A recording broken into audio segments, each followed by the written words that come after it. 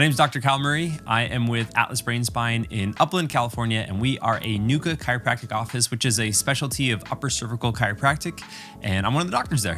When I was in chiropractic school, I went what I called upper cervical shopping and went to a bunch of different seminars, different approaches, different techniques to try to learn what I wanted to do. I knew that I wanted to work with the upper neck. I knew I wanted to be upper cervical, and there was so many different ways to do so. In chiropractic school, you have to get X amount of adjustments and see X amount of patients before you can graduate. During that time, I was really testing and figuring out what I wanted to do and how I wanted to best help people. And so I did a bunch of different styles of adjusting. I did full spine, I did different styles of upper cervical, and by far the upper cervical patients that I had, even in clinic, like just as a brand new, somebody still in school, as a student trying to figure this out, they were getting significantly better. And then of my upper cervical patients, NUCCA were the ones that were holding longer and maintaining better, and by far were performing better.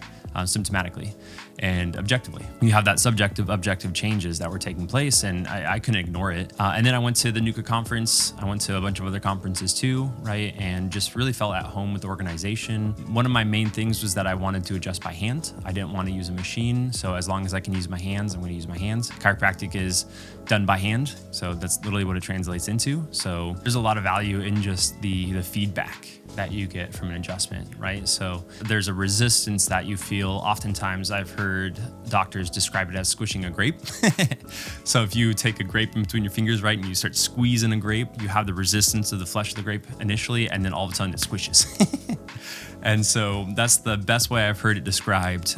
So you have the resistance of the Atlas, right? And so every time you do a tricep pull, every time you do an adjustment, you're slowly but surely nudging that back in the proper position, and then all of a sudden you'll feel it release, and then that squish takes place. I also really like with NUCCA is that you do pre and post x-rays. So you're taking objective measurements and you're taking the best you can within 2 millimeters of rotation. So a very, very small differential of how these x-rays are showing up.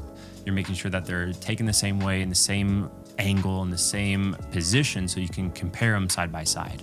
And then you compare before the adjustment, you compare after the adjustment, and you're making sure that what you're actually doing is changing. And if it's not changing, then that's a really humbling experience, right? You're making somebody worse, or you're not doing anything specifically. And so now you got to go back to the drawing board and refigure out why that is not going down the way you anticipated, why you're not reducing the subluxation the way you anticipated to. So NUCCA had all those elements, and that's why I really enjoyed it. And you are able to have objective changes. I have a very systematic mind. And so having a system in place where, okay, this is showing up, this is showing up, this is showing up. Okay, let's go ahead and we'll get you set. I know I can help you. Versus, okay, this is not showing up, this is not showing up. I'm going to have to refer you to somebody else. So being able to know when I can accept a patient for care, when I know I have to refer somebody out for care, and then having that just objective change is really valuable.